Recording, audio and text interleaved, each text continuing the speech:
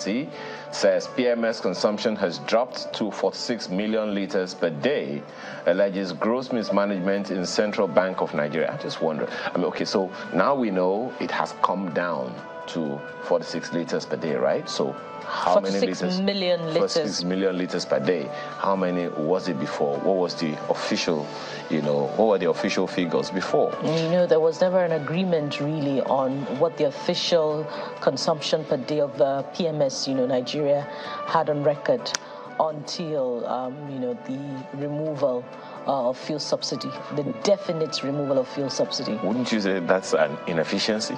Well, we're going back to our argument this morning. Okay, so right under the, it is. Come on, let's not just, right under the picture on the front page, FG dissolves advertising panel over all eyes on the judiciary billboards. What does that mean? Well, find the details on the front page, continues on the inside pages. That's the Daily Independent today.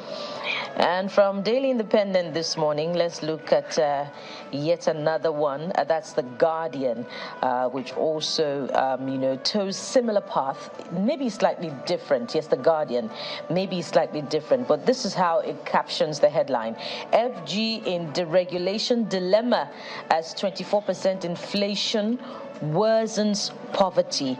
And you see there an infographic that tells the story more vividly, starting from January when inflation was 21.82%, I believe, down to July where we now have 24.08%. Of course, the continued increase in the pump price of petrol and the floating of the naira, consequences trailing that have had tremendous impact on headline inflation in the country. If you ask me, I say one major challenge we're having with this, if you ask me, is conversations, communication. We've had, similar scenarios before now.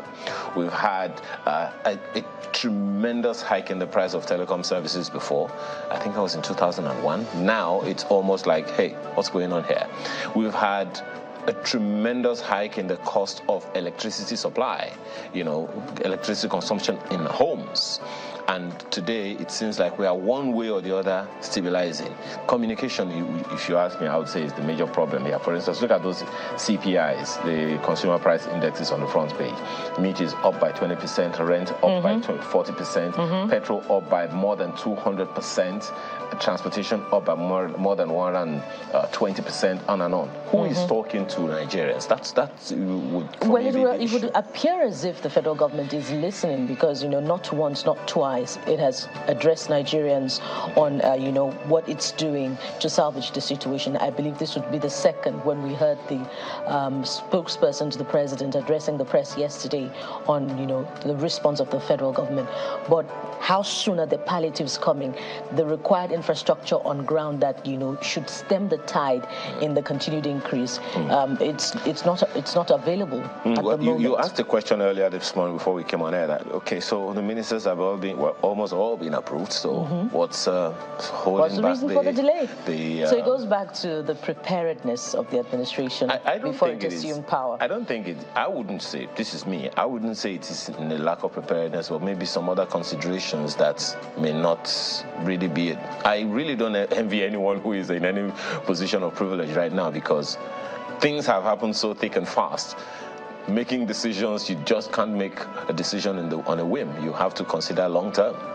Maybe that's just, I don't know. Okay. A lot of questions bordering on accountability also have to be asked in that regard, Ayo. We just don't let it go just like that. There's this one also on the front page of The Guardian that we cannot ignore. Pedestrians flee as miscreants take over footbridges in Lagos. And that's, a very visible trend in recent times. You find a lot of pedestrians, which was the culture anyway, but more than ever before, pedestrians preferring to cross the road rather than use the pedestrian bridges because of a lot of criminal activity going on the pedestrian bridges. Let's leave it there for The Guardian. Daily Trust is saying about the same thing as The Guardian newspaper this morning. Look at it on the front page. Families cry out as food prices hit rooftop. Bags of rice, maize, beans, sugar, garri on weekly increase. Inflation eroding capital base, that's ascribed to traders. Experts seek suspension of tariffs. Others, Kogi, Lagos, Bayelsa, pay more. Inflation hits 24.08%. Again, the Daily Trust, gives us some infographics there on the front page this morning. And, just to add to the talk about the palliatives, we see some states in the north, at least we see one, where distribution of palliatives have begun for the vulnerable, the elderly, Jigawa to be precise.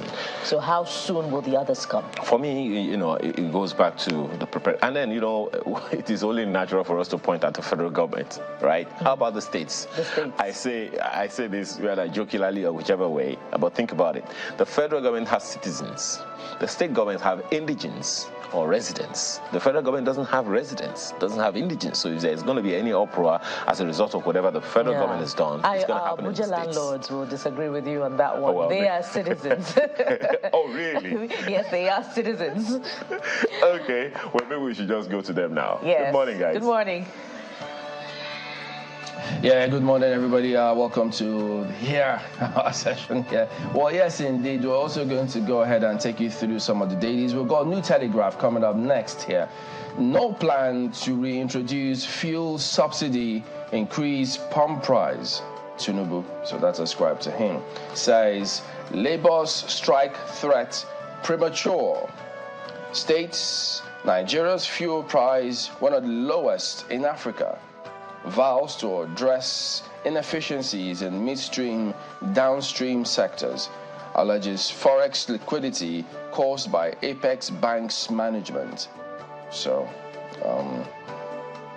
what? They're putting the blame at the doorstep of the CBN. Of the CBN. So, forex liquidity caused by Apex Bank's management. It means they clearly mismanaged it. This is coming through from the federal government. So, how then do they plan to address some of these headlines? The consequences of that? Having seen that, okay, well, they caused it. But he also raises questions about former presidents. I mean, while all of this was happening under their watch, why didn't they rein him in? What did they do? They just watched this tank for 8 years? I mean, the entire government will have to. That is, of course, what people will think and say. If this government says, look, that was caused by the CBN. So that's what it is. And then you see Kenya reinstates fuel subsidy for 30 days to curb soaring prices. There's talk of temporary subsidy here, but we'll see. We'll explore that as we progress here this morning. Niger coup, U.S. worried over planned treason trial of Bazoum as ECCAS support for, what's that? ECAS. Okay, as ECAS's support for ECOWAS sanctions. Wait, this is tongue twisting. As ECAS support for ECOWAS sanctions on Niger junta excites Tinubu. So you have to go check this ECCAS. ECAS. All right. There you go. So while at that, reps are proposing 3% increase on student loans. Has it kicked off already? And now you're looking at 3% increase? Okay. Shoma says no quick fix for economy. So what should we do in the meantime? Well, that's the Telegraph this morning. Vanguard Newspapers is next now, and you look at their lead story. Inflation hits 24.08%. as Nigerians struggle with higher food prices. That's the lead story here. Measures to tackle food inflation yet to be executed, according to analysts. Inflation surge devastating citizens' welfare, according to CPPE. I know who all of these acronyms are. I don't know who's Well, maybe I do know, but sometimes, the head is getting old. It's not the most prominent acronym, but just in case you want to know, page 5 is where you find details. But Vanguard does a breakdown for you on the front page this morning in terms of what exactly have been the contributors to inflation rise You see there food and non-alcoholic beverages, housing, water, electricity, gas and others, communication, health, recreation and culture. People still have time to do recreation these days. Oh, boy. And that's an integral part of life, actually. It is an integral part. I think it's very important that even if, no matter how bad things get, people need to find ways to let off steam. You have to be deliberate about it. Yes, very conscious about it. Even if it's just going, it doesn't have to cost an arm and a leg. If it's to watch a movie, if it's to take a stroll, if it's to go to a park somewhere where you know that, okay, just looking at nature can help me out here. One has to be extremely deliberate about making sure that you actually let off some steam this season. Unless you're the cause of Nigeria's problems. Yes. Oh, yes. Oh, yes. If you know that you have work on your hands, well, even they who have work on their hands, they find ways to let off steam even without us telling them what to do. Well, this message certainly was not for them. I'm talking about everyday, ordinary Nigerians who are feeling the pinch of this 24.08%, which analysts actually think could be higher. Because sometimes, usually what happens is you have an aggregate, and it is the aggregate that, you know, the average is what we now bring up. But if you look at it, when you look at the contributors, you see that the basket that has got up the highest, where it has been felt the most, is food. And people have to eat every day. People must eat. Food and non-alcoholic beverages went up as much as 12.47%. When you compare, no other sector had as much as 5%. The next we're seeing here is housing, water, electricity, gas, etc. But food is certainly, you know, very important, and that's where people are feeling the pinch the most. Take a look at this one. We'll maintain current petrol price without subsidy reversal. That's also there. West Africa military chiefs to discuss Niger crisis this week. I guess it'll be their second or third meeting. That story is on page 9 for you. Harsh economy. Buhari spent 96% of national income on debts. That's according to Oshomole. Well, we know that. Revenue to debt ratio now was what has always been the problem. That's when they started singing the song. We have a revenue problem. We don't have a debt problem. We have a revenue problem. Well, whether you have a debt or revenue problem, whatever problem you say you have, the problem is there. It's waiting and looking at you. And you also see this pension funds investment in equities grows by 36% to 1.4 trillion naira. Okay, I know that usually equities is usually a very risky market, and there's usually a prescribed exposure that pension funds, there must be a very limited fraction of, you know, pension funds that can go into equities. But we see it right there on page 19 that it seems to be growing. Investment in equities is growing by 36%, because maybe that's the only thing I can match up with the current inflation, the inflationary pressures that we're witnessing. Nobody wants to retire and find out that their pension is worth nonsense. I mean, or is worth nothing, because of the inflation that has, you know, that continues to chip at it. But we'll leave it there for Vanguard newspapers. Next, turn our attention to this Nigeria, which also has many interesting stories. But the first, is one that has been a huge talking point, particularly in the last 2 weeks or thereabout. Listen to this. Emefiele's troubles multiply as FG slams 20 fresh charges. DPP, that would be the Director of Public Prosecution, new counts bordering on unlawful procurement under ICPC Act, conferring illegal advantages. Justice Owebo adjourns matter to August the 17th, says withdrawal of old charges surprising. Well, I would have found that surprising as well. Of course, we can't forget in a hurry that contention over who should be in custody of the suspended CBN governor, particularly between officials of the Correctional Service and the DSS. And the DSS, although says it will be looked into, but hasn't quite made efforts to comply with the court order, unless we've missed it.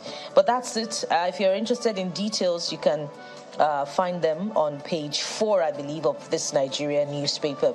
There's also a number of stories having to do with the current economic realities. Anxiety over NEMA's fresh alarm on flooding in 50 Anambra communities. Also, this one at the bottom strip, fuel queues resurface. Tinubu says NLC strike threat premature. There won't be fuel pump price increase. NNPC reaffirms president's position. I believe one came before the other yesterday. That of the NNPCL before that of the president. So the coming days will tell a lot more about what Nigerians will, have to pass through. But this looks like it's going to be around for some time. Let's leave it there for this Nigeria. Daily Times this morning has this one on its front page. Tinubu's early era records Nigeria's highest inflation rate. That's the lead story of the Daily Times newspaper. In 18 years, the writer says, 24.08% in July, says NBS. Food inflation increases by 4.97% to 26.98%. Oil, bread, tubers, fresh fish, meat, others sorely affected. Now, these are essentials. Hey, right beside that one, right under that major story beside the picture, you see FG replies Labour, no plan to increase fuel price, strike threat premature, subsidy gone permanently. But then look at the bottom of the page. Google gives Nigeria 1.2 billion naira for jobs. That story is on page 10. What does that mean and how can you benefit from that? Check the details on page 10 of the Daily Times newspaper this morning. And with that, we end a look at some of the headlines this morning. We're back right after now to take on the issues as they unfold. Do stay with us.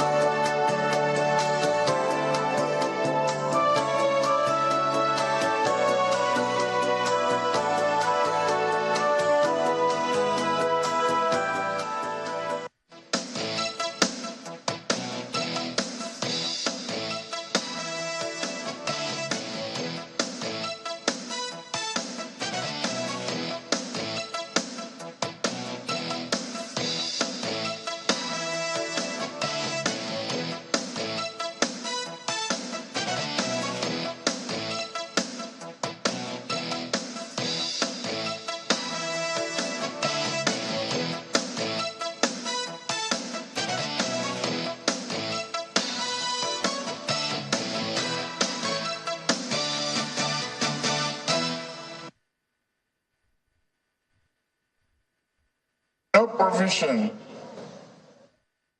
is there for fuel subsidy. The fuel subsidy is gone. These words reverberated across the country, making clear the return of a deregulated fuel market. What followed were queues at fuel stations and a leap in the price of the product, from 187 naira to over 500 naira. The price is now at 617 naira per litre. A few days ago, reports of a possible hike in the price of fuel surfaced. The presidency says there is going to be no increase. The president affirms that there will be no increase in the pump price of petroleum motor spirit. The market has been deregulated, it has been liberalized, and we are moving forward in that direction without looking back. He also touched on steps to be taken within the next few weeks to ensure the price remains as it is.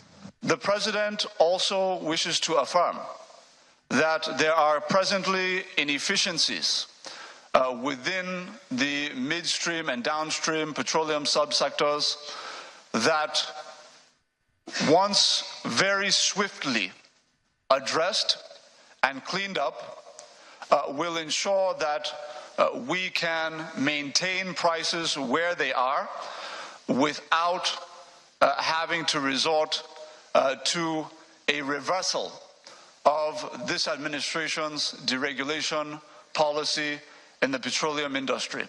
The special advisor also shared some graphics showing prices across the West African coast, the price and queue situation across the country, and the volume of fuel being consumed across the country daily.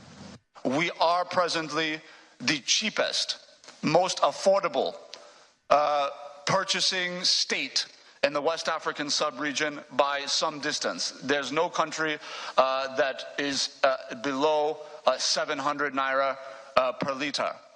So this is the backdrop. We have seen that at the inception of our deregulation policy as of June 1, as Mr. President took office, we have seen PMS consumption in the country drop immediately from 67 million liters per day consumption down to 46 million liters per day consumption.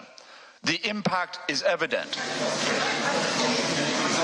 The president has appealed for understanding and patience from Nigerians as these policies take effect, saying that he's determined to keep to his promise to take Nigeria from where it is to where it should be. From the presidential villa, Lanre Lasisi, Channels Television News.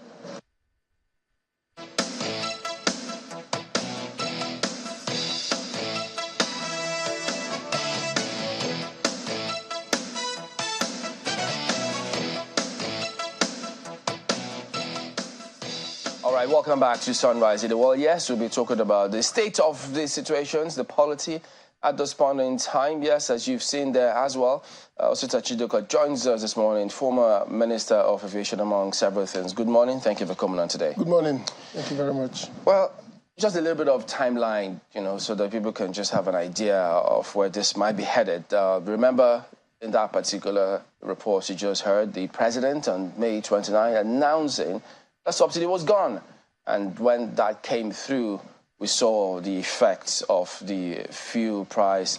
It just spiraled. And then the NNPC themselves came forward with that price template, after which you went from, 195 naira per liter. Then it jumped up to different states, depending on where you are. We know Lagos is about 480. And then here in Abuja, you were seeing about 580 and then up to 615 at the moment. And so, but most recently, you've heard the NNPC also say, well, at the moment, they've got no intention to increase the petrol prices. Before then, though, the president did announce that there were going to be measures to alleviate the challenges, the pains, the economic hardships that lots of people were going through. So that is where we are today. So, Mr. Chidoka, from all of this, several policies the government has given, how would you describe the direction where we're headed? It's a tough one to predict where we're headed, but I can say that I can see some worrying signals from the government at this time, some very disturbing signals. Number one on the list of the disturbing signals I see is the fact that the president took decisions of monumental impact without a cabinet. So that, for me, is a suggestion that that cabinet will not play an important role in his government. Because if the decisions about fuel subsidy and the unification of the dollar was brought to council, and you had the diverse discussions from the various segments of the economy, it will have been interesting for us to see what will have been government decision about these issues. So you will have had the trade minister giving his view. You will have heard the military giving their view. And I'll give you an instance. The 2027 budget of the military has about 29 billion. It has about almost 297 billion in capital expenditure. This 297 billion, as at the time the budget was passed, was about $695 million. So the military went on for procurement, I'm sure. All the major equipments they use are foreign-based. And then, as at June, you change the currency, you unify the exchange rate, and it goes to about 740, 750. Now, that budget of the military has been halved to $300 and something million. So they have two options: cancel existing contracts or renegotiate quantities with existing suppliers. Meanwhile, they are on a war in Nigeria, in the northeast, in the southeast. They are in internal security work. And now you've added ECOWAS, a military that is finding it difficult to find the budget to operate. So that's number one worry. Number two worry for me was when the National Assembly took the decision to appoint the minority leadership for the minority parties without the minority parties writing a letter to them saying, this is who we want. Now, the law does not stipulate you do that, but that has been the convention of the National Assembly. So what we have today is a minority leadership that seconds the motion of the majority in the House. So there is no vibrant conversation in the National Assembly about the quality of laws and decisions to be made. The third worry was that I thought that the 8 years of Buhari and the nepotism and the challenges in appointment we had with Buhari will lead us to a situation where we will have a more nationalistic approach to appointments. Buhari destroyed the Nigerian military by allowing General Buratai to stay in the military longer than his retirement age, so a lot of officers were retired who could have made it to the top. Now, eventually, he appointed somebody from Cos 35 as the Chief of Army Staff. The guy dies in a plane crash. He leaves all the members of 35, leaves the members of Cos 36, the first course in the Nigerian military that had a university degree. That was one of the most brilliant courses in the Nigerian military, Cos 36. They were the first time the NDA awarded a degree to military officers. So they retired the whole of 35, 36, went to 37 to find somebody from Sokoto State. And he appointed him Chief of Army Staff. So he retired that cream of officers at the time when we needed their services most for Nigeria. Now President Tinubu comes. He leaves the Cos 37, where this Chief of Army Staff is from, leaves Cos 38, where the following course, goes to Cos 39 and appoints a Yoruba man as Chief of Army Staff. Again, another bloodletting in the military. So we find a situation where everybody is now looking at who will be the president. Definitely the Chief of Army Staff will come from his ethnic group. So the loyalty of senior army officers is now in doubt. Okay. If we could just take a look at some of those issues, three of those points you highlighted. The first part being the president appointing, announcing some policies without his cabinet. Yes. Now, help us understand how this works, because for persons like that, while they campaigned and contested, we imagined that they were all ready, that they had that they had consulted with several experts in different fields. That's why they came up with several documents. So him announcing a cabinet, what kind of impact will it have? Because you still have the perm sex who could do a job. I mean, sometimes they call them super perm sex, and so without ministers. But if he had all of those people close to him and he had consulted them behind the scenes, did he have to announce them for them to make their contributions to his policies? Yes, you see, so that's the point. The Federal Executive Council is a body conditioned, by law, by the Constitution of Nigeria. We should have a body called the Federal Executive Council. Its powers are so strong, many people don't remember, that including, they are the ones that can say that a president is unfit to be a president. And that will lead to his loss of office. It will lead to a medical inquiry. So the Federal Executive Council represents the 36 states. It represents diverse opinion. The president does not meet with the cabinet, with the permanent secretaries. He doesn't meet with them. But in the Federal Executive Council, maybe we will have known that part of our foreign reserves is a $7.5 billion debt from foreign banks. Maybe we will have known that the amount of money we spend on bringing in crude kept the naira artificially low because we are using crude oil swap to get it. That by allowing individuals to import oil, we are now looking at $20 million per cargo, and you are seeing that each of them is in the market looking for dollars to import the fuel cargoes. So at the time the cargo is arriving, they are already taking a decision to increase the price to meet the replacement cost. So it may have been exciting, it may have been important for the president to listen to all the dynamics of all the agencies to understand that maybe, just maybe, we may continue to use the crude swap to buy the fuel. to avoid a run on the dollar, knowing that we do not have the dollars as at this time. I didn't think they knew that. I didn't think they knew that the nature of our debt, that NMPC was owing $3 billion to fuel importers as at the time we took over. So if you look at the dynamics of decisions taken, you could see clearly that the government was not abreast of the situation of the huge mismanagement of the predecessor government. The second part, I know my colleagues will comment pretty soon, but that second part where you then say the National Assembly announced minority leadership without a list from the political parties. Yes. Even if the political parties had submitted the list, how was that going to affect anything? Because, I mean, the last time we've seen several persons announced, and no matter what they do, majority will always Majority should have its way, but the minority should have its say. But the beauty of that, but they still have the opportunity to have their say on the floor of the Senate. You can go to the floor of the Senate and speak, but the leadership of the Senate, the decision to decide which motion comes to the floor, the decision to decide how we spend the money of the Senate, how we go on recess is taken at leadership.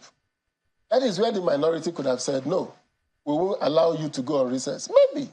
We will have heard the different versions of what the senators will be doing as they go on recess, or whether they should even sit to clear the ministers, because a member of the opposition that is truly opposition will be sitting in that leadership. So it is important that that decision be made every day. That call to decide which motion to be heard, which motion not to be heard at that day is taken at the leadership level.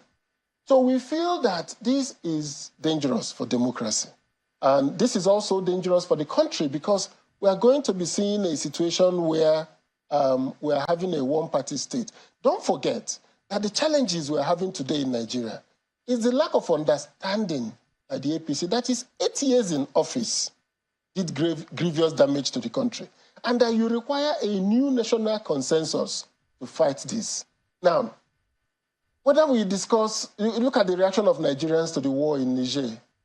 I'm sure if you look at the reaction on the fuel subsidy and co, if the people of Nigeria has confidence that this government has mass legitimacy, which brings me to a point, I think we need to amend our laws to make it that any presidential candidate who doesn't make 50+1 of the votes cast in an election should go for a runoff.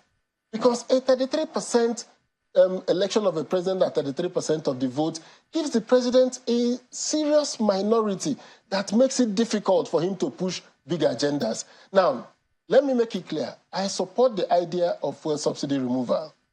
I support the idea of removing the exchange rate distortions we have. But these decisions have to be taken in cognizance of the facts available on the ground. How are we going to frame it such a way that it will not have negative externalities? And we're having serious negative externalities. Food prices are on the rooftop. What would you have suggested?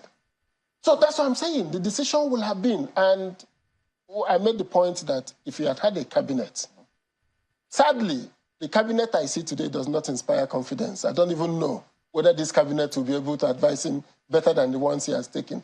But all the same, the cabinet will have at least been abreast of the issues in their ministry, of the commitments. The military will have at least told him of the $655 million we have, we've already committed ourselves to 600 or 500. So if you change the rates now, it's going to have immediate impact on us. So all this information were not available at the time he took decisions on May 29. There was no way he could have had the rate, or the rate is determined by economics. So whatever be the rate, the government had a rate that they had operated for 8 years. People in the country begged the government to remove this subsidy on the dollar. So, and now to remove it, you needed wide national consensus. Because first and foremost, Nigeria does not produce anything in it. We're not producing the goods we use. So we are getting imported inflation. As the fuel prices, oil prices rise, fuel prices will rise. As the dollar rates go up, the prices of cars will go on. Let me tell you, to buy a Toyota Hiace today, or intercity transport, the price has gone from 30-something million to about almost close to 50 million for the high-end ones. Now, what does that mean? It's an immediate impact on the prices of transport. Meanwhile, this transporter who has the one he bought at 38 will need to make 50 million to buy a new one. And then he needs to factor in the most important cost in his business, fuel cost, which has tripled, doubled in the more than quadrupled now as we are going. So looking at all of this is a delicate balancing. But beyond all of that delicate balancing is the wider national consensus that you need to have. That consensus is lacking. And the two ways you can restore that consensus, is to go back to the issue that is bothering Nigerians, whether our elections are free and fair, whether this choice was the choice of Nigerians. He needs to let INEC say that to Nigerians. Because that consensus, that national uniform attitude you want, comes from a belief that, okay, this is a clear process, this is the winner, and we are fine by it. Whatever decision the courts take will not bring about that national consensus. What will bring about it is to say Nigerians are asking a pertinent question. You told us the IREV will work. It didn't work. You told us all the forms will be uploaded. It has not been uploaded till date. INEC should behave like I said during the May-Summer crisis, like JAMB. Come out and say, all the Form EC8As we collected from these elections are now online. You could go there and verify. This is our election results. If you feel any of them was tampered, please say so. Well, this is winning back the confidence of Nigerians that we have a legitimate government in office. Then he can make progress from there. Staying with the issue of consensus, somehow you just managed to tie the economy with politics. Excuse me. And yeah, some people say that's why you have socio-economic, issues. But when you talk about consensus with regards to, the removal of fuel subsidies, some people will say that largely we had a consensus on that. Because if we look at the campaigns, all three major candidates did say that fuel subsidy was going to go. Even you here say that fuel subsidy is going to go. So when you talk about this consensus, where precisely would you say that it needs to be built? Is it amongst Nigeria's elite, or is it amongst the people who are still at sea as to what exactly we're talking about? No, removal of fuel subsidy is not an event. It's not a single item. I'm talking about national consensus to say, pilot warns you, we're going to go into turbulence in this plane now. The plane has taken off. It will be turbulent for the next 10 minutes. Everybody braces themselves, gets ready for the turbulence. We trust the pilot. So when it is 8 minutes, it's still turbulent. Well, okay, it's still fine. It's 12 minutes, it's still turbulent. People begin to get unnerved. This is the 12th minute. At the 15th minute, you need to say something and say, sorry, we couldn't finish, we still run into more turbulence. So I'm saying that consensus is that the country needed to know the implication. And I don't think the government knew the implication. The removal of the subsidy will lead to a massive pursuit of the dollar by those who import fuel. I'm not surprised that you use, synonyms, or will I say metaphors related with aviation. You're a former Minister of Aviation. But I'm looking at the fact that we all knew that we're going to run into turbulence. That's what the point I'm trying to make. Everybody saw the headwinds, and they knew that anybody who came, regardless of whoever took over office, Nigeria was heading into turbulence. It was already clear.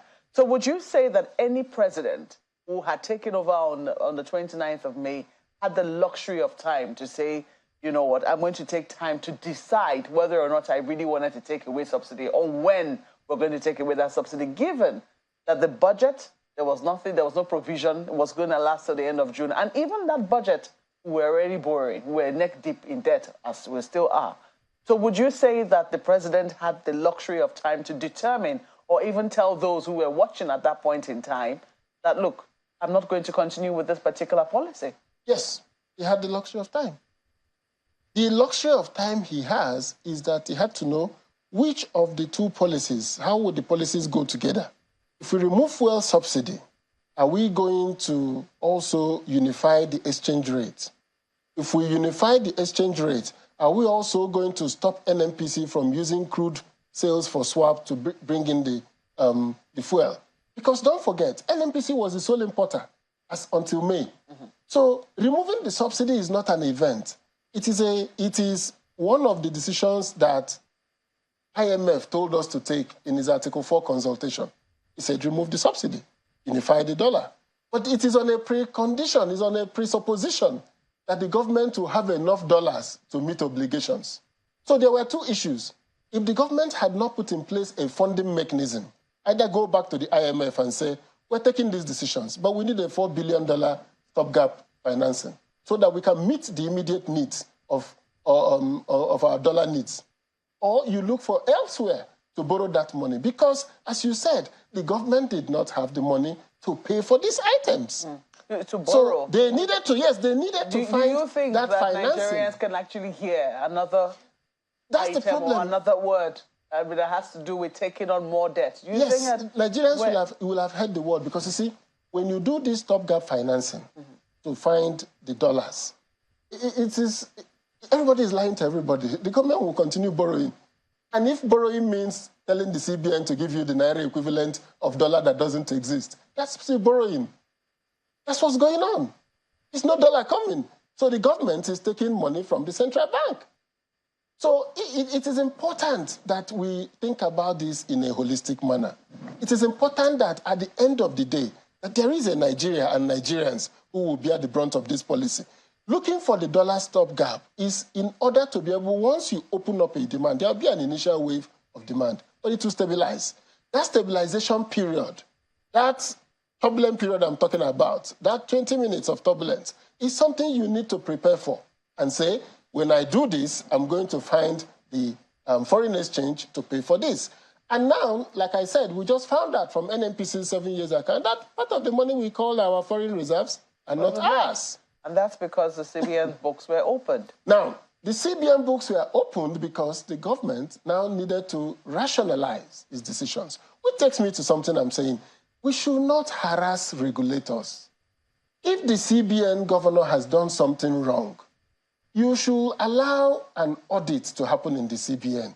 You should allow for a query to be issued to him. He should be made to face the music by going through a process. Using the State Security Department to arrest him is equals to harassment. They should release him. Look, the EFCC chairman has been in detention for how long now? How do you want another EFCC chairman to take decisions against anybody who he sees has the potentials of getting power tomorrow? Let the EFCC board query him.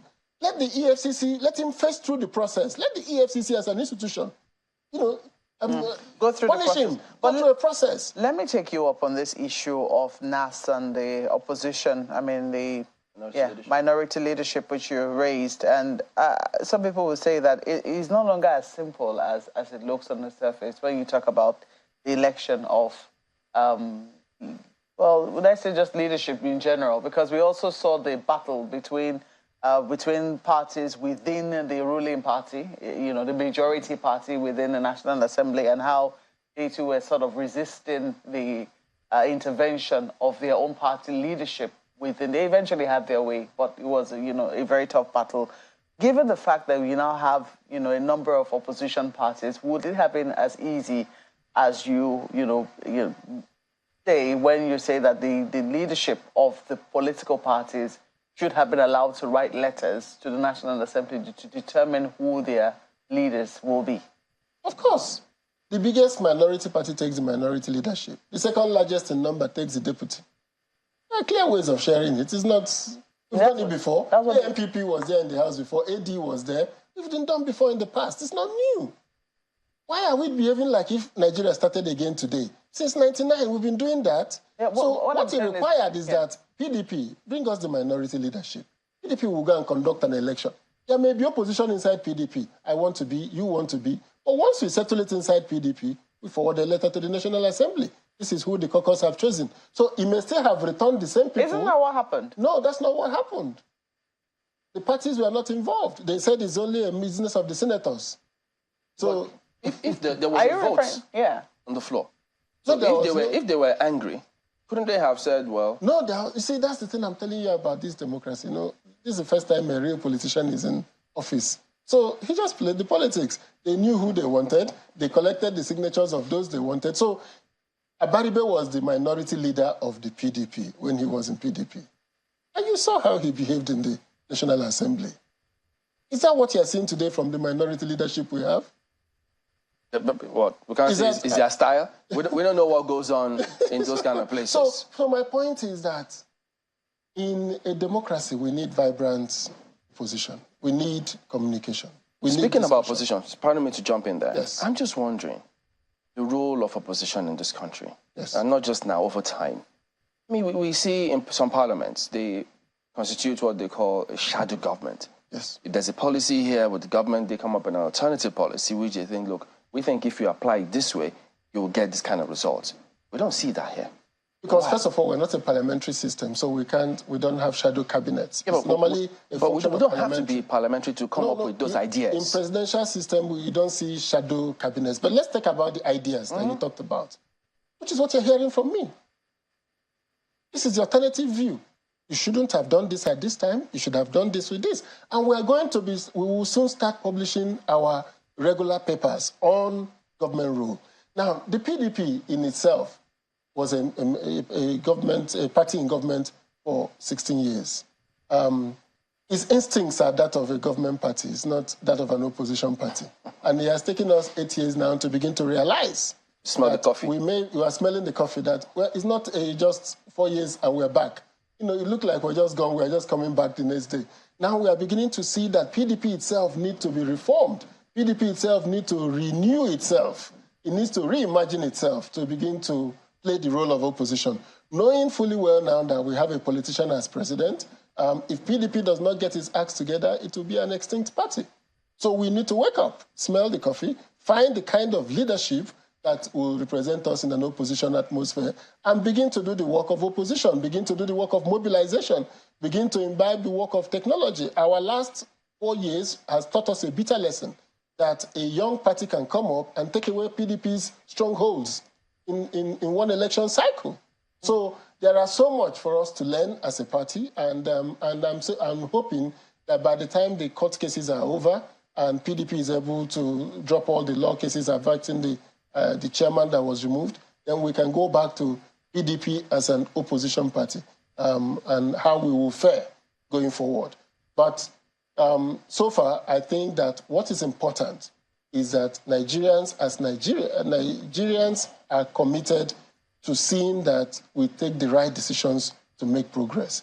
But in doing that, we're saying that the government has to understand that you need the governance infrastructure. You need to think through policies. You need to win back the confidence of the people.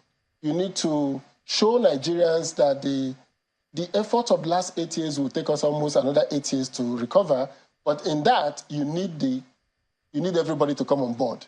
Yeah, but isn't it clear? I mean, so sometimes people say that these things usually happen at an elite level, and that maybe what we should be talking about is an elite consensus. When everyone sees that the ship is about to tank, I mean, shouldn't everybody be pulling together and seeing how it is that they can come together regardless of whether or not they voted the captain?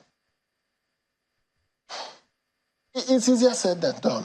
And it's the point about elite consensus in Nigeria. It is critical that we have elite consensus. Part of the elite consensus is increasing worry I have that we're beginning to get to the point where the big man, the strong man, can use his wherewithal and take power in Nigeria. In the days of the MPN, it was a consensus. They came together and brought in a Shagari who didn't have the resources to be president. Even President Buhari didn't have the resources to be a president. So we need to go back again to that system where there are people who come together.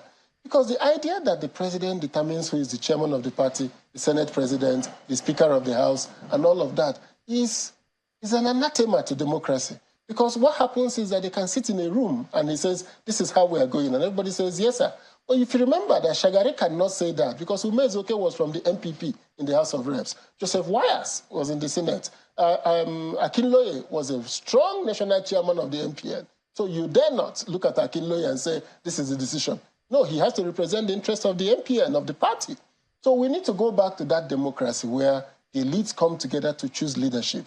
Because the idea that we can, a strong man, that resources is the key to becoming president, as we are seeing now, is going to portend grave dangers for Nigeria's democracy. All right, well, we have to anchor at that point. Mr. Osito Chiduka is the former Minister of Aviation. We will be back in just a moment, so stay on with us.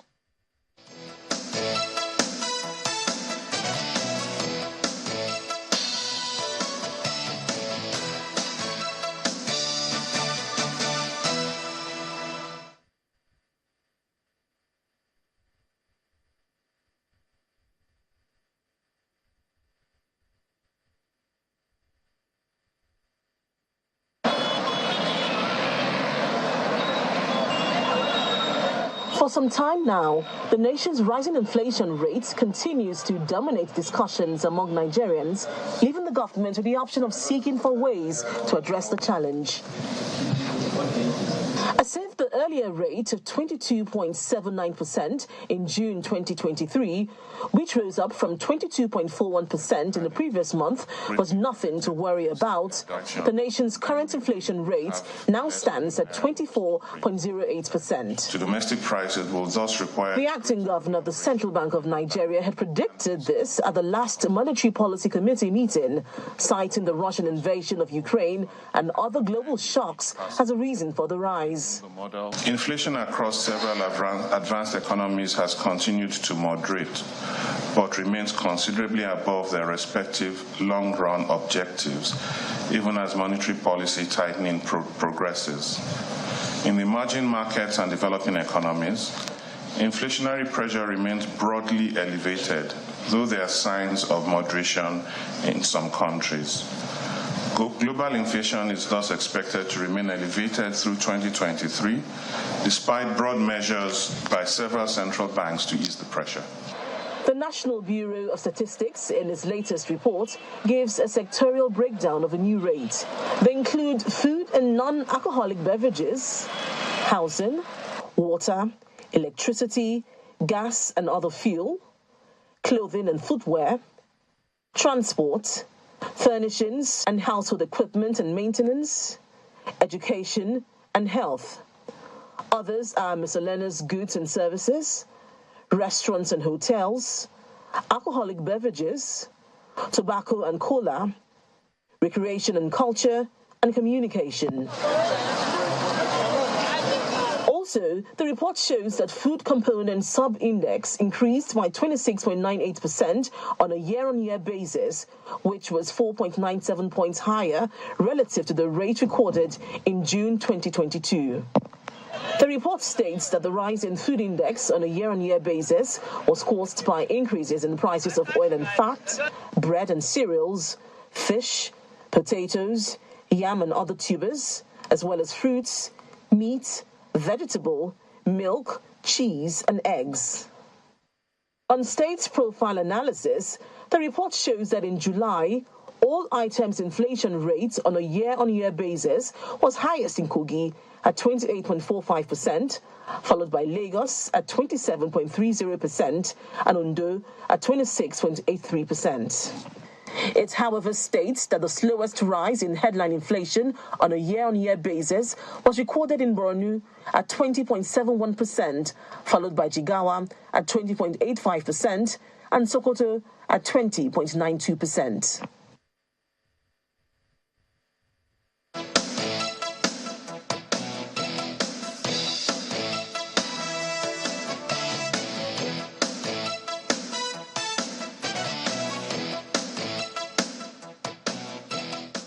All right, welcome back. Yes, as you've seen, the Lanre Isaonidu joins us next. He's the former Deputy Director, Communication Strategy for the APC, also former National Publicity Secretary of the same party. Good morning. Thank you for coming on today. It's my pleasure. Well, as you know, all eyes are on the ruling party. The economy is a big thing today. Several people just wondering when will those policies kick in and affect their lives positively. Yes, the president has issued several statements about what he plans to do, but to a lot of people, they're just plans. So tell us, looking at how the whole situation is at the moment, what is going through your mind in terms of how and when can Nigerians just, as the president says, breathe and say, finally, this is going in the right direction? Yeah, well, thank you very much.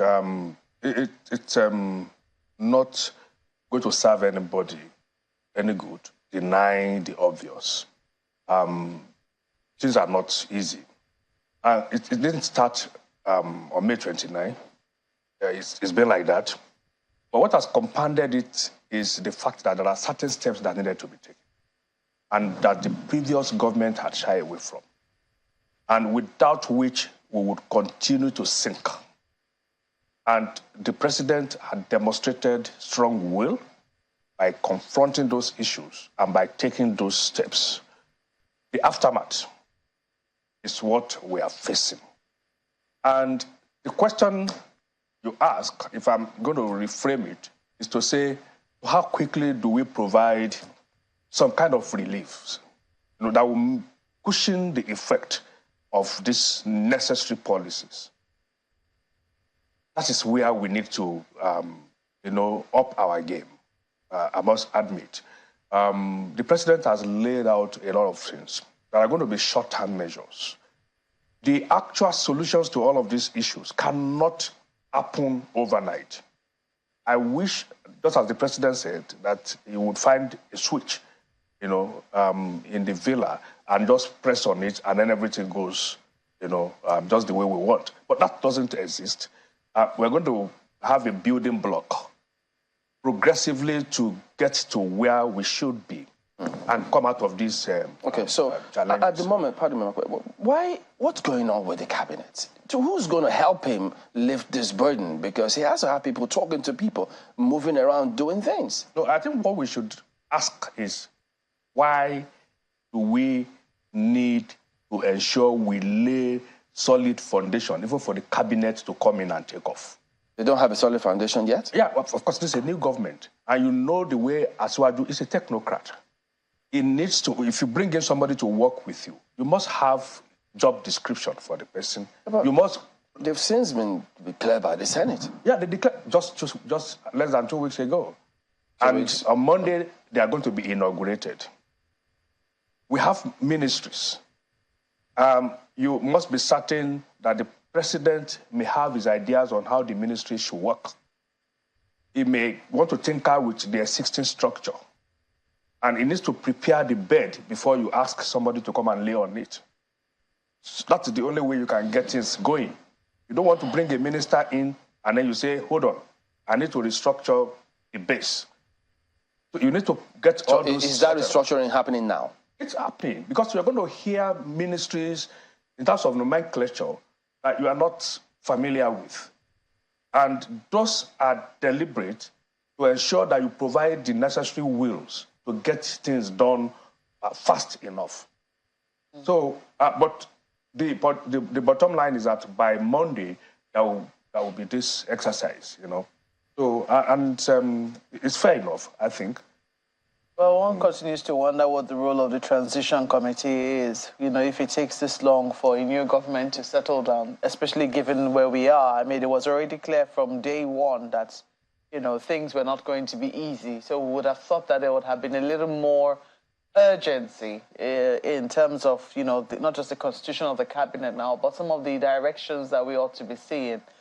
While before you respond to that, you talked about how the president has demonstrated strong will, but some people said that his strong will was simply not enough, that what he also needed to have in addition to that strong will was a clear knowledge of where the country was at the moment before he took the decision to remove subsidy removal. What we're feeling is not just the aftermath of a decision to remove it, but the aftermath of a decision to remove it in a way without considering a lot of other factors.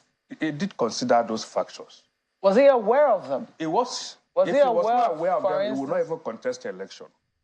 And all through his campaign, he spoke to these issues. In all his appearances, he picked sectorially, he spoke to the issues. And everybody, you cannot deny the fact that he has a very sound understanding of what the issues are. And he knows exactly what to do. But many of these things require time in terms of policy design and implementation. So, and that's what you see playing out. It was not something he did knee-jerk when he announced right there, even though it was not on his in his speech to say subsidies removed. It was deliberate. He knew he had to do that. That was deliberate? It was deliberate. And he also knew that there must be parity, in the exchange rate. He knew that, and he did it. And he knew there would be aftermath. And now there are extraneous issues that could come that you need to confront, that there's no way you could have known exactly how it will play out. Like the speculators you have, who have moved in, people who have been benefiting. Have always been there. Yes, but how they are going to react to that policy, you still have to continue to address it. It's not a one-off thing. When you take a decision, it's a cause and effect issue. When you take a decision, there will be reaction, and then you still need to address the reaction. Now, we have seen the game the speculators are playing, and he has just spoken to it. That's the reason why he summoned the CBN governor to say, I hope we are on the same page, and this is the direction we want to go. So this is a man who has been working 17, 18 hours a day. But some of these things will begin to come when we get to mid and long-term, outcomes, of all these actions that he's taking. But certainly it is working, on all of these issues.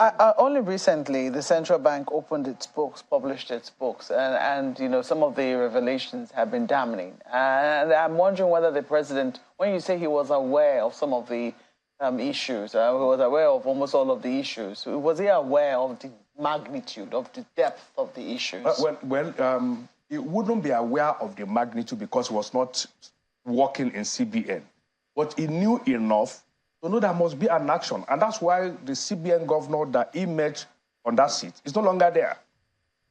But now, we need to now see, it's like you have brought a wound to the hospital. They must open it up again before they can even dress it up. So we are in the process of opening up all, whatever the maladies, that we have. When you say that he thought about this, it was deliberate and all of that, what is this talk we hear about the government thinking about temporary subsidy? No, we should always rely on official sources.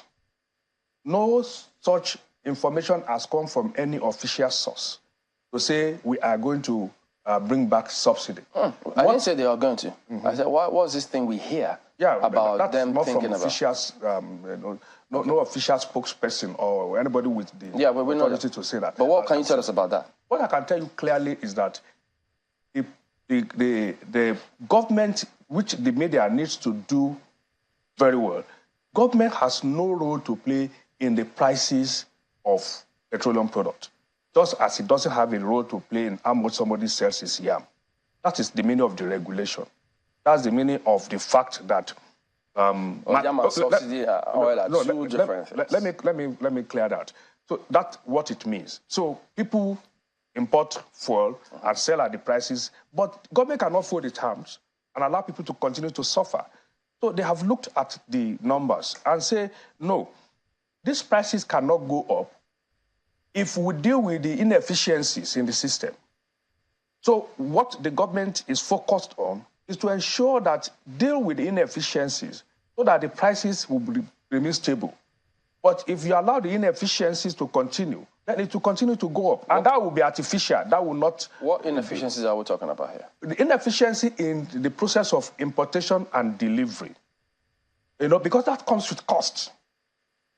And so you need to address everything along the value chain to ensure that there's smooth operation and there are nothing compounding, the transactions or making things difficult for the businessmen that are involved. Is this inefficiency not the same thing as corruption in the sector? No. The inefficiency doesn't necessarily mean corruption.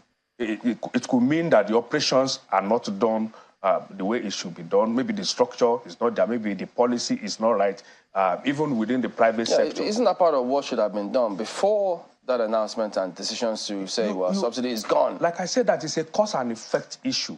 When you take an action, there will be reaction. That is what you address. You cannot predict, in most cases, reactions to your actions until you have taken the action. The only thing you need to do is to prepare for the reactions and to be able to address them promptly. Well, the government has consistently said that, even in the president's the last speech on the 7:30 p.m. July 31 speech, where he did say that there's this small, powerful, yet unelected group who hold enormous influence over our political economy and the institutions that govern it talking about this subsidy cabal. And people keep asking. You keep saying people are stealing this money. There are people who are benefiting. Who are they? Can they be arrested and brought to book if they were doing this? Yeah, well, at some point, perhaps the government or the president will get to that. But you cannot have fire burning down your house and you're chasing the person who has set the house on fire instead of putting out the fire first. So what the president is focused on now is how to quickly alleviate, the situation to ensure that Nigerians have some form of relief, from the hardship that came as outcomes of these necessary policies. All right, let's go to our colleagues. Well, thank you, Chamberlain. Let me ask you, Mr. Onilu, the president made some promises earlier. Twice he has spoken to Nigerians about doing one thing or the other. First, he declared a state of emergency on food security and made some pronouncements. And a good number of people were expecting that, okay, within the next few days, weeks, or months, we're going to begin to, feel some things. And then there was that broadcast and a host of announcements were made. So one wonders if there is anything happening in those regards, because if, for instance, those buses had been procured or some of those movements have begun to happen across Nigeria in the various states, maybe there will be some hope in the horizon. Yeah, I agree with you that a lot of statements have been made, a lot of promises have been made, but you see, it's like a man that is hungry. He cannot understand what is going on in the kitchen until he finds the food on his table. But a lot may be going on in the kitchen, and there is no shortcut to it.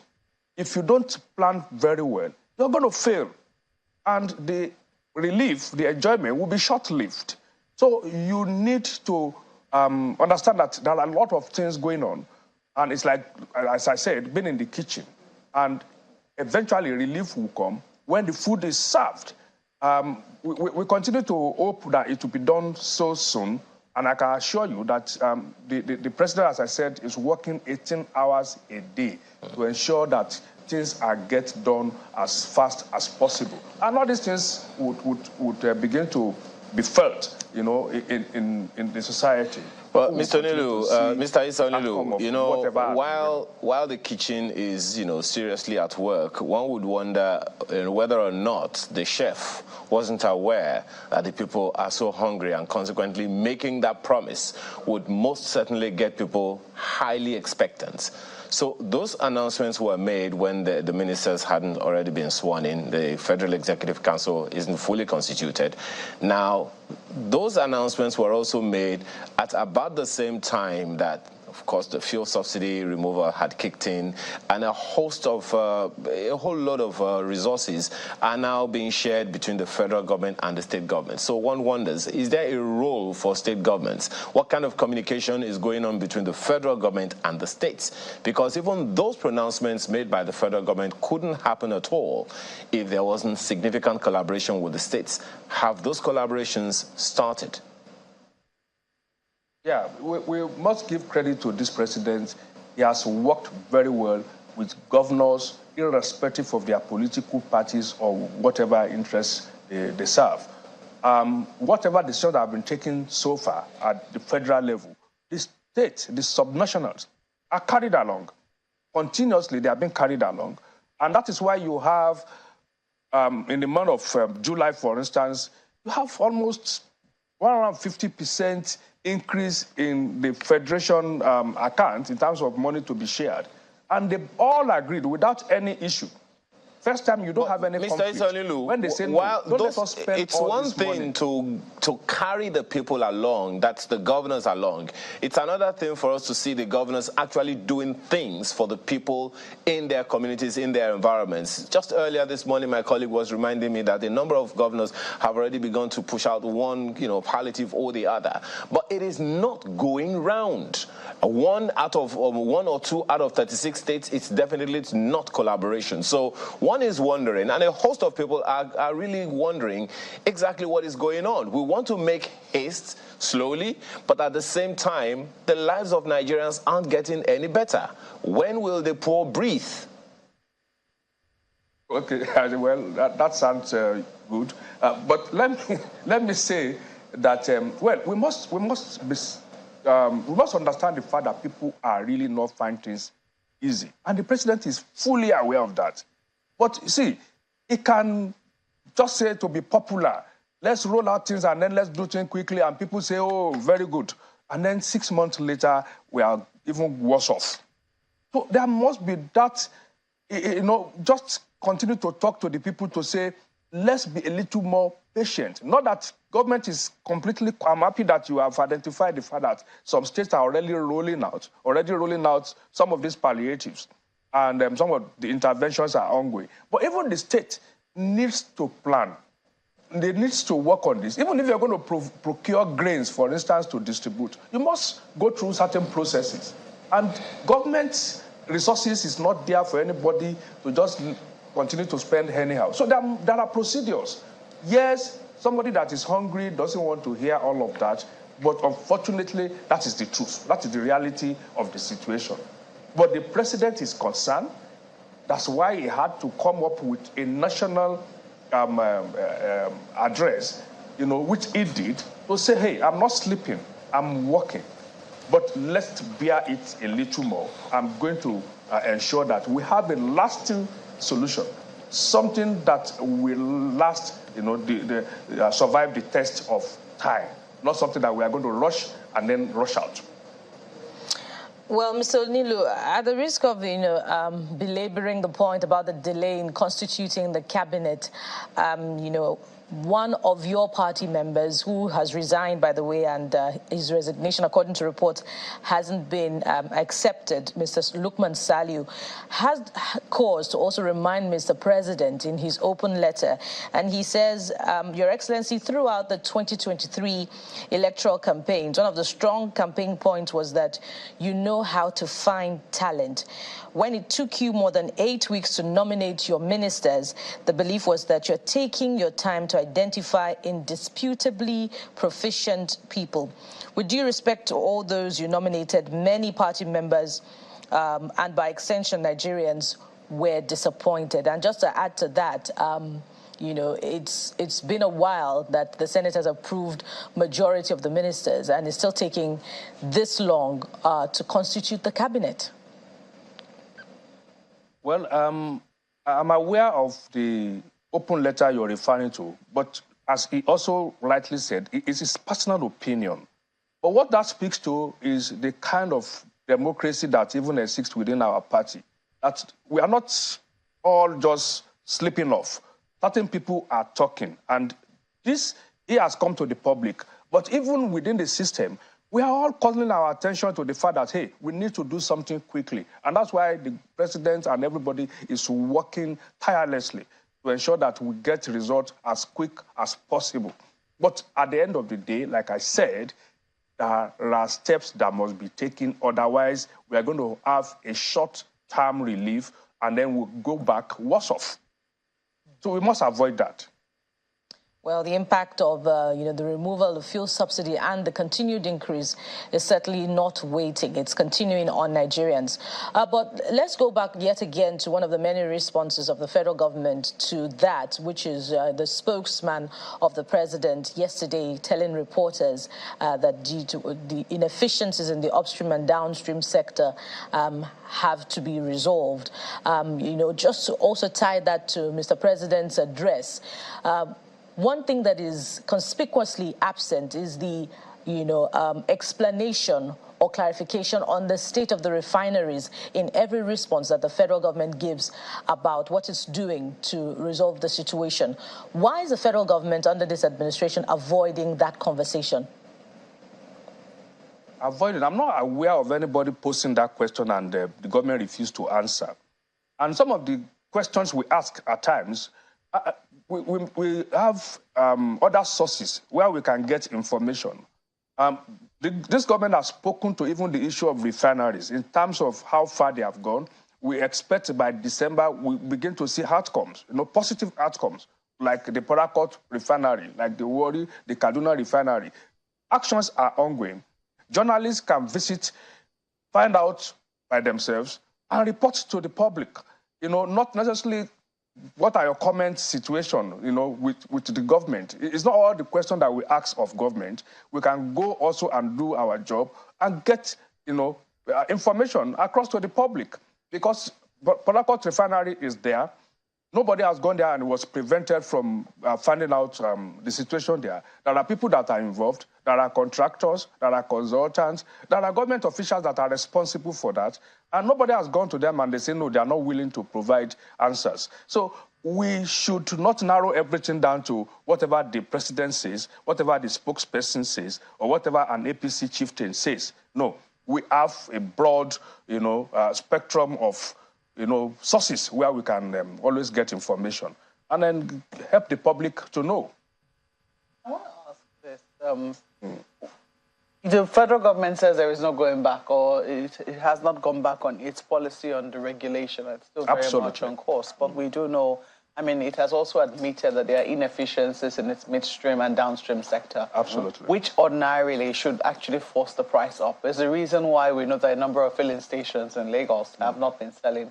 They're expecting, I don't know, I haven't driven around Abuja because I normally buy from NNPC. I'm not able to say categorically. But, if other stations apart from the NNPC in Abuja here are selling, but we have reports, confirmed reports, that a number of filling stations in Lagos are not selling at the moment because they think that there ought to be a price increase. There are those who are watching the price and they're saying that already as we speak, there is somebody who is bearing the cost of that inefficiency, the inefficiencies which the federal government has spoken to. Is it being completely honest when he says that, subsidy has not been reintroduced? It's not been reintroduced. When you talk of inefficiency, we have competition now in even the marketing of petroleum products. What competition? Competition between NNPC and these other filling stations we have mentioned. NNPC has, at the retail end, NNPC has its filling stations selling at certain prices. Other corn oil and other, oil companies have their prices. And there are multiple sources of these products now. Licenses have been given to multiple marketers. So if I have been able to do more efficiency in my system, I can have a better price. I can have a lower price. And if you think... Mr. Onilu, I'm sorry. That is what competition is all about. Indeed, that's what competition is about. But we also know that most times people look to the NNPC. It's because we still have the mentality that NNPC belongs to government. In a while, since the subsidy was removed, we saw that the NNPC's prices have been the lowest. If this was that is the level of efficiency and the capacity NNPC can bring to bear on its own business. If indeed the fear was that, the price of NNPC or the price of other marketers was going to be lower than that of the NNPC, shouldn't that be a good thing? It will be a good thing, but it is going to happen over time. Competition, that's what it means. We know that it's going to happen over time. Exactly. What I'm saying is that is not the situation right now. What people are saying is that government is currently bearing a cost that is making the NNPC run at some loss. And that there's some amount of subsidy. If you have such information, I think you should provide it. But as far as I know, government is not subsidizing the fuel prices. No. Absolutely capital. So who is currently paying for the inefficiencies in the midstream and downstream sector? It's now left for the media to investigate that. But certainly the government has come out to say, yes, we have inefficiency. No, Mr. Hold on. Let me clear this. Left for the media to investigate. Let me clear this. You and I know that somebody must be bearing the cost. It is either the NNPC is passing the cost of its inefficiencies on Nigerians, or it is bearing the cost somewhere. So if NNPC is bearing the cost, that may reflect in its bottom line. Not necessarily that the government is paying for it. We must separate that. All right. At the end of the year, NNPC may say our profit at the end of the year has gone down. That is the cost. All right. Not necessarily the government. Just a quick one. We must separate those. Do you have any information if any state government has developed a proper database with which they have to distribute the palliatives? See, let me say this clearly. We have a lot of data in this country. A lot of data. We have what we call BVN. Banks can sit down today and give and pull out from their database who is within certain range in terms of deposit over a year. And that gives you a category. You could go to find through NIN today, data about Nigerians. You could do that through even the motor licensing. How many commercial vehicles do we have in this country?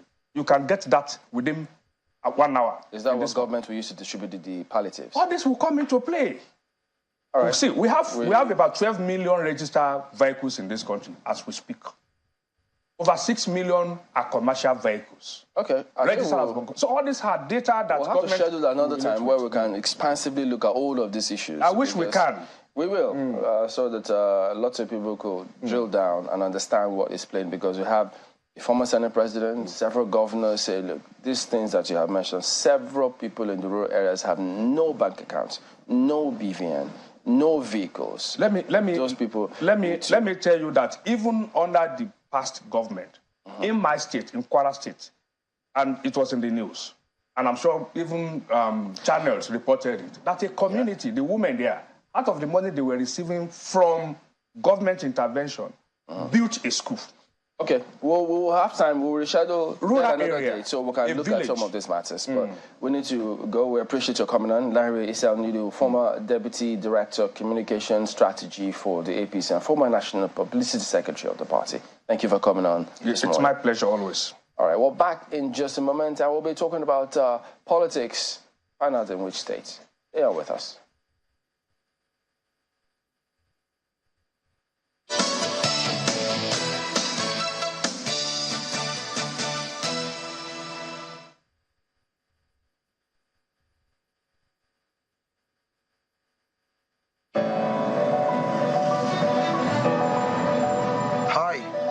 Ranking, and they don't call me world best for no reason. I only deal with the best, be it auto or business. 100% claim is always guaranteed.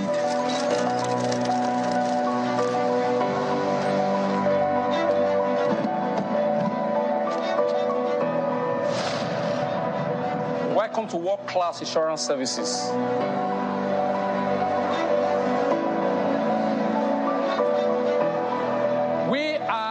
Insurance. Where insurance truly works.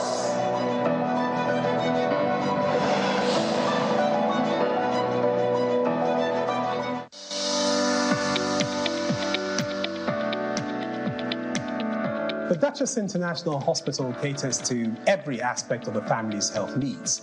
A one-stop shop for maternity and child health services, emergency medicine and critical care, medical and surgical subspecialties, dental and eye care, and a range of other subspecialties and services, all available at a single location right here in the heart of Ikeja.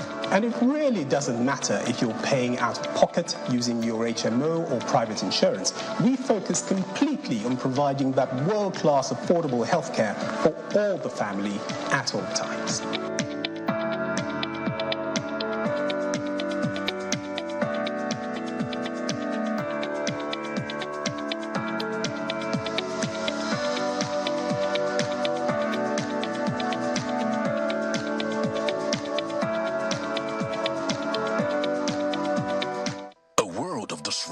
And rapidly changing business landscapes requires a cultivated mindset and strategic core competences to flourish.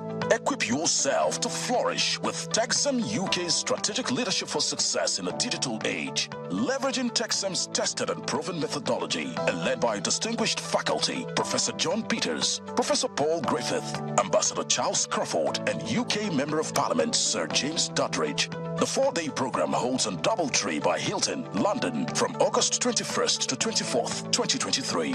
Cost £4,469,750 after a 10% discount, covering study materials, 5 nights of hotel accommodation at Hilton, meals and certificate.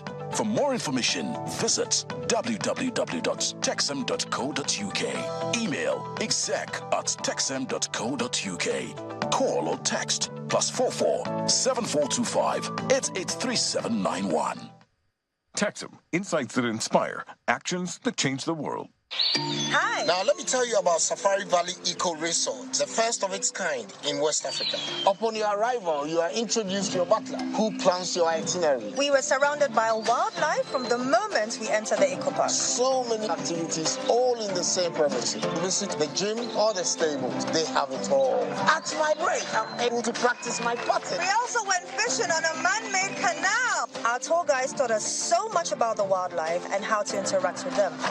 They used only electric vehicles here. This creates a serene environment. I'm told it's over 1,000 acres. My cabin here sits on 2 acres with a large terrace space overlooking my private swimming pool. Now this is royalty. They have their own farms, thousands of fruit trees. I can also have my lunch here at the waterfall. Quite a beautiful place you have here. Visit Safari Valley Eco Resort in Ghana, bringing you closer to nature.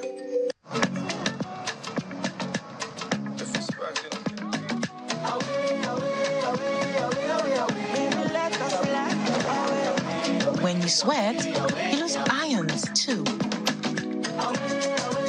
Reach for Pocari Sweat, similar to your body fluid. It is easily absorbed and rehydrates you faster. Replenish your ions with Pocari Sweat Iron Supply Drink.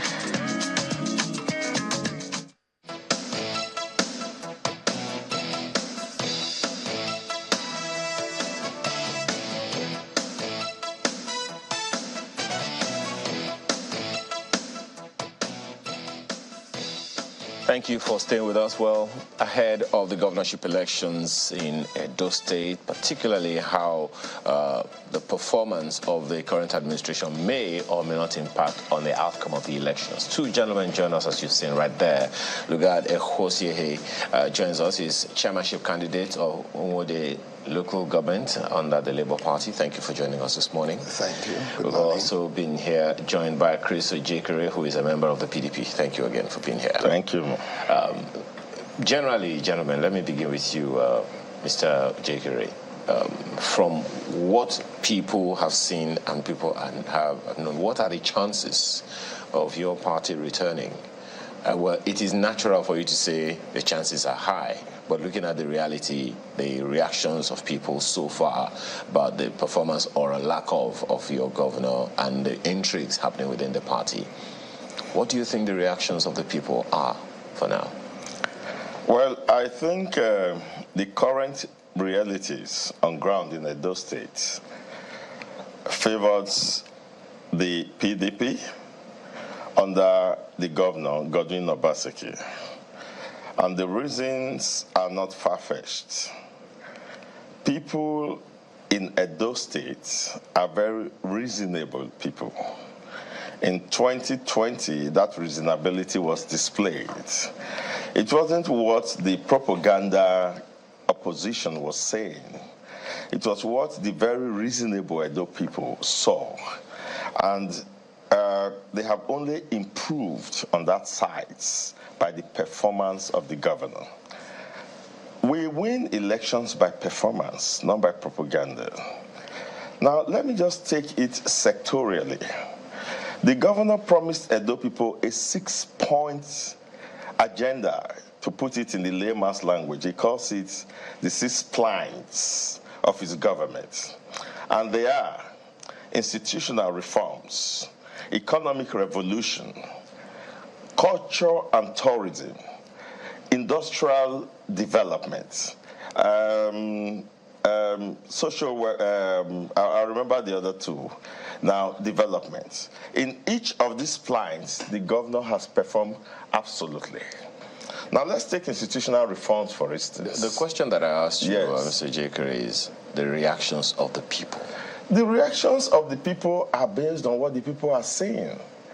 The reactions of the people you asked me, I'm the people. I'm from Edo State, and I'm telling you what the people are seeing in Edo State. Interestingly, another people, as you put it, it's right here with us. It's right here with us. Just allow him to speak to it. When you have two people talking, you ask for evidence. Well, I guess let's see if he also agrees with you. Right. As a matter of fact, the evidence of realities of performance of government is judged by the condition of life of the citizenry. I come from the rural community. And in that rural community, I'm thinking about the life of my people. The government may have tried in their own ways. I'm not saying they are entirely empty, but in their own ways. But it's my people that are my concerns in my local government. In my local government, I see the people in penury. I see them in total multidimensional poverty. And they live in this circumstance since ages, and nothing has actually changed in my community. That's how I judge any government, based on my community, my local government, because those people are also Nigerians. So how do you see their perspective shaping the position of their position, or how they vote in the coming elections? The nearest of the elections is the local government election, coming on the 2nd of September 2023. And that's where I come from. My local government is the poorest local government in Edo State, Unwonde local government, where at this age and time, there are no hospitals, there are no banks, there are places within my local government where they can no access road, and these people are in dire need of transportation means, staying out for more than a week without finding a single vehicle plying their road, because it's deplorable. So this is the perspective that I'm coming from, that in this election, they will judge those that will make their life better. We also know that Labour Party, where you can see the logo in my chest, is talking about changing the narratives, changing a society from the consumption to production. Of course, in my local government, we have all endowment that is not harnessed to the benefit of the citizenry. In my local government, abundance of arable land of about 2,033 kilometers square. And this land are shifting cultivation and peasant farmers. They are supposed to be the food basket of the state, but no facility, no amenities, no social development for the people to encourage the youth to stay. There is migration. Some of our villages are going to extinct because the youth of this day cannot live within those situations that is so precarious. There are nothing of any kind of necessary things to live. So therefore, it's going to extinction. We are trying to avoid that, to bring back life, good condition, development, and harness the natural endowment of our local government. Just a quick one, Bukola. We are we're expecting to be joined this morning by Justice James Oyemire, retired, who is from the Edo State Independent Electoral Commission. We're expecting that he will join us via Zoom shortly, but hopefully as soon as he does that, we will get to it. Bukola. Yes, thank you, Ayo. Mr. Jekiri, I imagine that you would want to respond to Mr. Lugard, particularly when he talks about the poor living conditions in his own local government, but just give him some time. Mr. Lugard, you said you want to, you're sort of re-echoing the slogan of your presidential candidate in the last elections. So tell us how you intend to transform the fortunes of the people of Edo State. You know, should you get the opportunity, should your candidate get the opportunity to take power in the coming elections in 2024? When we mean the consumption to production, I come from the sector of machine fabrication. Of course, I'm a member of the Agric Machine Equipment Fabricators Association of Nigeria. So we believe in our local technology. We cannot be importing everything. As we continue to import, we continue to consume the wealth, the ideas of other nations. We want to depend on our local technology to provide us the machineries necessary to process our product and also to transfer these skills for generations to come. And thereby we can produce locally and sell our product locally. I'm not saying people shouldn't import, but they should distribute that which we produce here for our people's consumption. And thereby, our finance, the capital is retained here rather than capital flight that we are experiencing in Nigeria today that leads to a lot of devaluation of our currency. This is what we are bringing in. In my local government, like I just mentioned before, it's agricultural arable land. And thereby we have several products. But this product do not have processing industry within this locality. So we intend, by my own person as the candidate, the chairmanship candidate of Labour Party in Wonde, that when I come into power through my expertise as a machine fabricator, that will fabricate locally our machines to process those products. Like you can find plantain, pineapple, you can find cocoyam, you can find several products.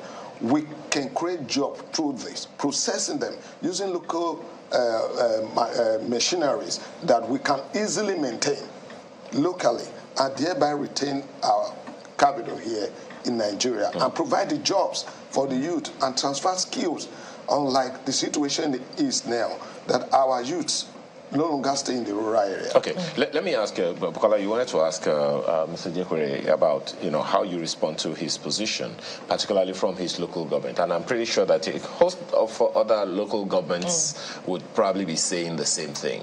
How do you respond? Because at the end of the day, it is the states that energize activities, economic activities at the local governments.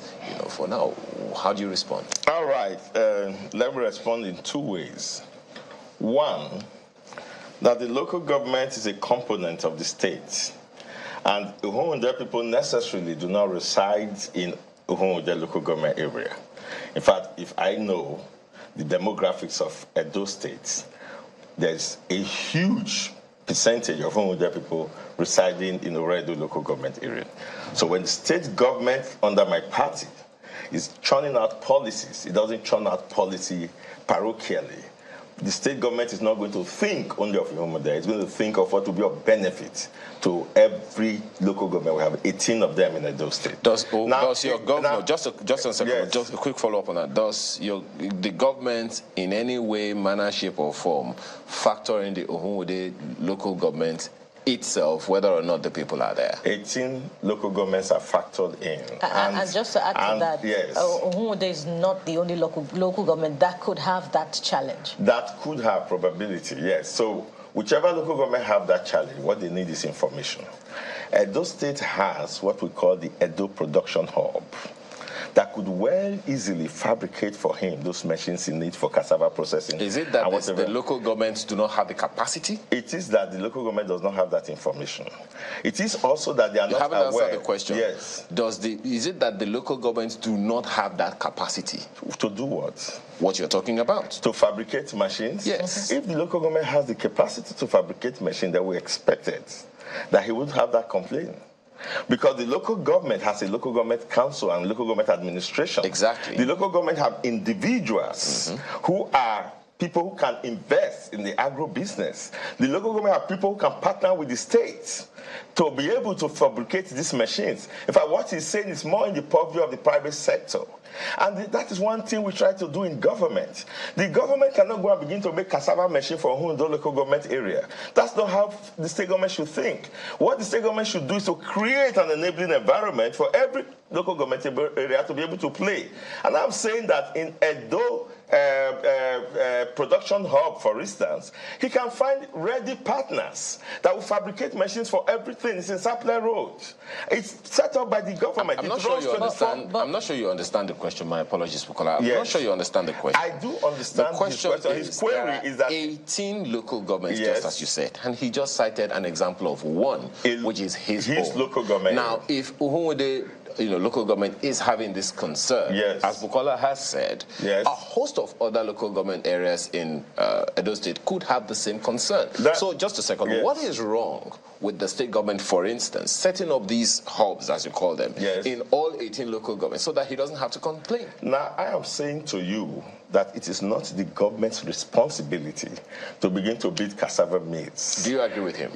Just a second. No, excuse me. Let me finish. Just a second. No, let me finish. It's a long conversation. He said he's contexting for the local government chairman of Uhon, the That's local not government the issue area. now. We expect, excuse me, let me finish that point. We expect that the third tier of government, as it is called, to have some responsibilities. Good. Do you agree with that? So that is if the state government allow them. Go ahead. Mr. Ojekere, shouldn't empowerment start at the local government level? The empowerment has started at the local government level. And you say he doesn't have the information. If he doesn't have the information, then it speaks to the communication gap between the government at the state level and the local government. The government is there running as a government.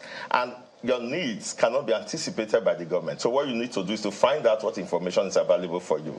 The government cannot know the woman who is pregnant and is put into bed at the home of the local government area.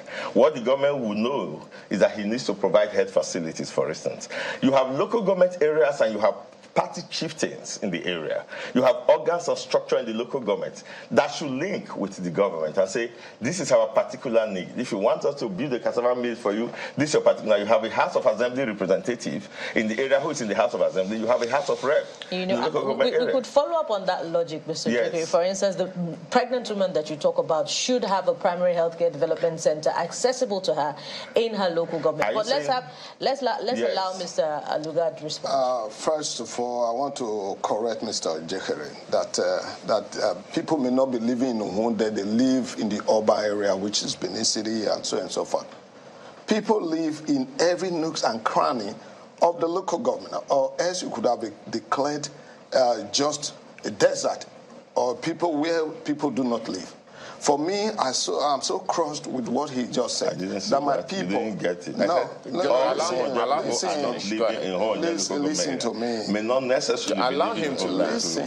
You have a right of reply. Go ahead, please. He's, kind of projecting that the local government is not habited by people. It's habited by Nigerians as equal as yourself, who has a life to live, who just needed an opportunity to thrive.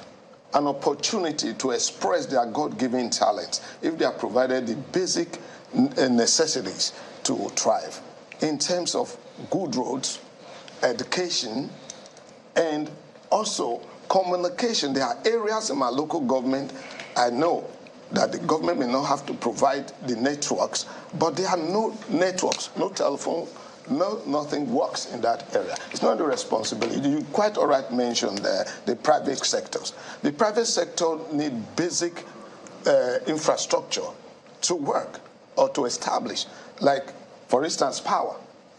Let me tell you, the Edo Production Center is a lovely project. Do you understand? Of course, I love it. I participated in it, and I benefited from Edo Production Center in Benin City. I'm not saying the government have been empty. No. But I'm saying that this is the situation of my people. So the distance between Benin City and Uhunde is significant started from for part of the Benin City. But what I'm saying is the condition of life of my people. Okay. And this also spread around other local governments. Which is why, just a second, which is why you want to contest as a champion. To make a difference. Now, how do you see the process to the elections, the local government elections? Do you see a level playing field? If I need to conclude on the status quo, the way he mentioned, let me conclude where he said that there have been local government leaders or liaison or chairmanship that invariably has not impacted my people. That's why persons like us coming out that say we can do it. I'm from the private sector. I know how to create a job. I'm a fabricator. I'm not learning at that. I'm doing that. It's what I'm doing. And this I know is possible because we are able. If we harness what we have, we are able to provide the jobs that we need. In fact, we will be requiring others to join us if we harness our endowment. But more importantly, do you think the State Electoral Commission is providing a level playing field for all players in the election? For now, I cannot judge that because the election in my state that is to come had not happened. But I believe that they are catering for failures on the aspect of human that's negligence and failures or nepotism, that they have something to substitute or back up, like the beavers should be there, because we know the aspect of human possibilities that there could be failure. There could be the bad eggs among the good ones. So we have to provide to protect that aspect, though, so that we get a result from the election that will be free and fair. When you say nepotism, what do you mean? In the aspect of people not doing what they are supposed to do. Such as having to fail in their duties to do the right things and making sure that the election goes according to the rules. So those are things I think. Mr. Jekiri. Yes. Is there a level playing field for all contestants in the coming local government elections? All right. If you won't cut me short again while I'm talking. I know. We have to manage time. Yes. So. No, I don't want to accuse you of being partisan, but I do know that Channels TV do have some sentiments towards Labour Party, but it would just be fair for you to give me my opportunity. Well, you have to provide. Yes, that's what you have. all right. Let that never be seen by the viewing public that you are absolutely non-partisan. Yeah. So now let me tell you. The HCEC is headed by a retired chief judge of no mean reputation, Justice Oyomire, who has staked his integrity and has assured over and over again. I shouldn't be speaking for him because I'm a political party, and that's HCEC, the Edo State INEC. Now, I'm happy he admits that. I like his sincerity. He spoke about the Edo Production Hub, and there's a whole lot of support system like that by the government for local governments and everybody who cares to develop. Now, there's going to be a level playing ground. He has assured us. He promised us, and we believe him. Now, the election is for September 2nd. So far from the processes, from obtaining forms, campaigning, and submitting names of agents up until now, nobody has had any complaint. So we are hoping also, and we believe, that September 2nd will be the same thing. And there's going to be a level playing ground, and the winners will emerge, as they did in the House of Assembly election that we just concluded. Now, is it true there are allegations that fears that the results may have been written? Do you have any information about that? No, I don't. You see, the fears is synonymous with Nigerian elections. I mean, who wouldn't have fears after what we just had, the charade we just had in 23 February, and some of it spilled over to March and April? Who wouldn't have fears? So those fears are understood. People have fears because we have those in government who use their power to bludgeon everybody into line and to cajole everybody into line. But the governor of Edo State is not like that. He allows level playing field. We believe institutional reform is the first plank, by the way, of that sixth plan. So he's not going to allow anything that will taint that. In Edo State, we enjoy elections. Okay. We actually do not have those volatile elections that you have in places like Rivers or the others. So in Edo State, we enjoy elections. Everybody goes out there. That's why Labour State could win in Edo State in the presidential elections. But Mr. Jekiri, I was hoping you would speak to the issues that he raised. Yes. Administrative issues, equipment, and manpower. Yes, for the elections? For the elections. You talked about nepotism. Yes, I mean, talks about... it's HCEC that should be speaking about that. But we are told that they have trained ATCO staff and they have sent them to the various stations. We are told that they have employed electoral officers and they have been trained. Now, that's what you need. That's the manpower. If they have done all of that, we expect the election to go according to training, which means that they've been trained to be free and fair, they've been trained to make electoral materials to be available at the proper time, and they've been trained to ensure that there is orderliness while they are voting and all that. We expect that should happen. We hope to have Justice Oyomire on this program this morning. We're still expecting him, even though the rest of the time for the program is really limited. We're hoping if we're unable to host him today, no distant future he will. But are you on the same page with him on the processes towards the elections? The processes, we always have a written process and procedures. It's the implementation that's our problem.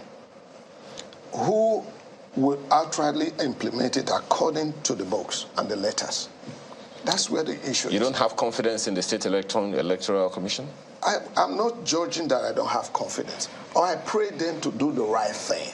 Because we have a nation to protect. We have a people to do good to. That we are not wanting any part or facet of the administration or systems to corrupt the system itself.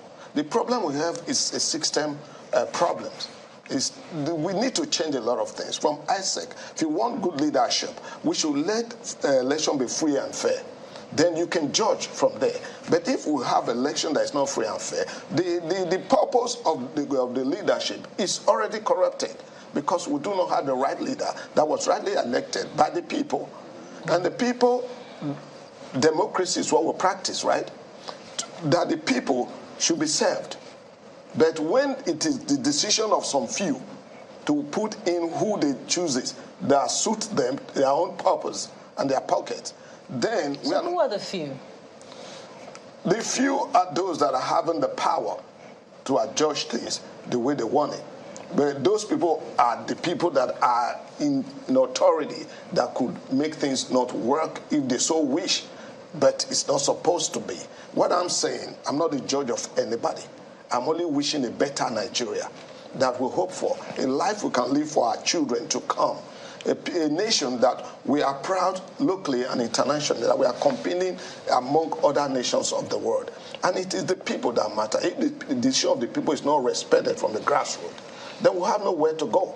So you're saying that you have your doubts? No situation is perfect. I'm only hoping that they will make it perfect this time, because we've just gone through another election that we are still having our principal, Peter Obi, is still in court. So we are hoping that this does not warrant going to court. Let the people judge and let their judgment stay through their PVC. That's what we want for our Nigeria that we want. Well, let's switch gears now, Mr. Lugard. It seems like the Labour Party wants to make quite some showing in this elections in Edo State, not just the chairmanship election now, but also the governorship election.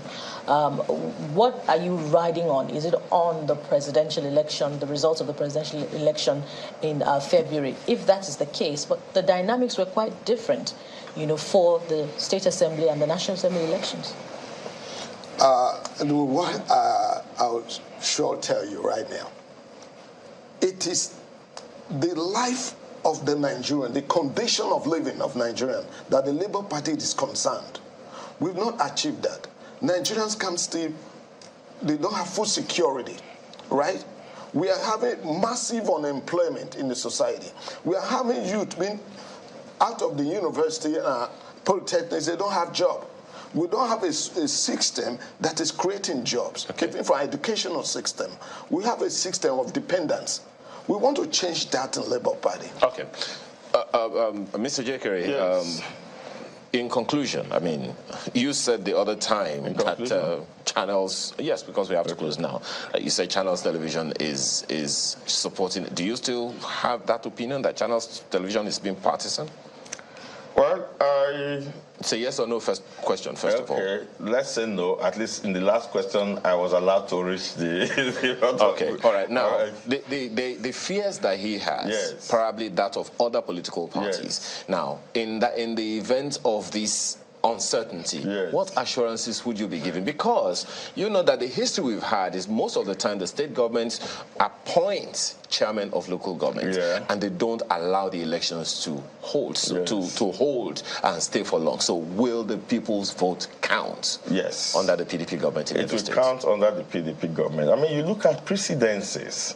Obaseki has not in any way shown that he's the kind of godfather or maximum ruler as you find in that. See, the fear that he's expressed is the fear of the Nigerian factor, not Edo State. What has happened in Nigeria, we all understand those who believe that by bravado and by the use of force, you appoint people or you push them down the throat. Obaseki came in as a Democrat. Edo State people saw his revolutionary bent against this kind of godfatherism, and he wants to maintain that. So and then in appointment so far, yes, in appointment so far, yes, in his dealing with Edo people so far, no tribe, no ethnic group has complained that Obaseki is partisan. In fact, if anything, Obaseki is one of the problems he has now is because he has refused to be partisan. We really have to go now, Mr. Ojekere. Chris Ojekere is a member of the People's Democratic Party, as well as Lugard Ehosiehi, who is chairmanship candidate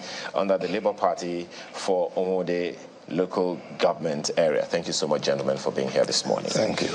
Well, your own contributions to this program this morning. Let's start with yours, Razak Ishola Kolawole, and he says, it is high time the government looked into the systems and bureaucracy we are using to implement government policies, such that the implementation of policy that will benefit the masses don't go haywire.